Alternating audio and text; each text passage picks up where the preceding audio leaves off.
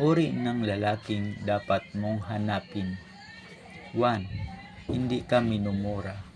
2. May respeto sa'yo lalo na sa kahinaan mo. 3. Iniisip niya ang future niyo. 4. Minamahal ka. 5. Nag-i-effort at naglalaan ng time para sa'yo. 6. Hindi nagsasawang iparamdam sa'yo kung gaano ka kamahal at kahalaga. 5 bagay na ginagawa ng lalaki pag may crush sa'yo. 1. Attentive siya kapag nagsasalita ka. 2. Lagi kanyang tinititigan. 3. Sinusubukan niyang patatawanin ka. 4. Lumalapit siya sa iyo lagi. 5. Ginagaya niya ang mga kilos mo lagi.